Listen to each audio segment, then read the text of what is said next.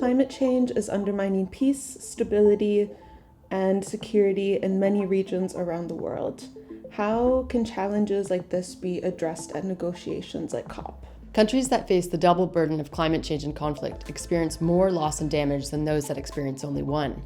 The same countries also face more barriers when trying to access aid. Adelphi attended COP27 to connect climate security to the broader discussions and to promote conflict sensitivity in the negotiations and outcomes, vital to creating more resilient, more sustainable communities in the long term. Why is loss and damage particularly relevant for fragile and conflict-affected countries?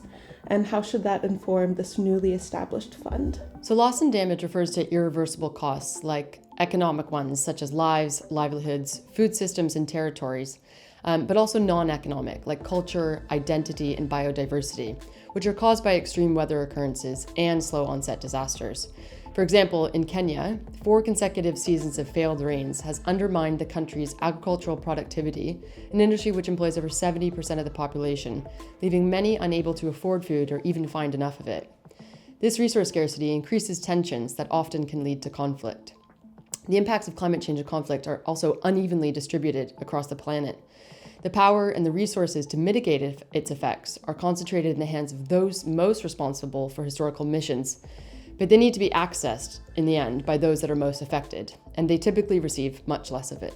What kind of barriers do conflict-affected countries face when trying to access aid?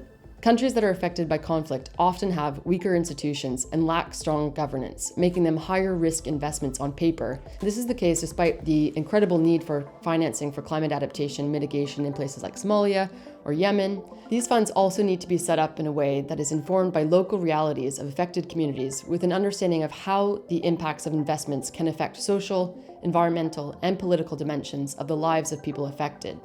This needs to be done in a way that promotes peace and resilience, but also avoids potential negative backdraft effects.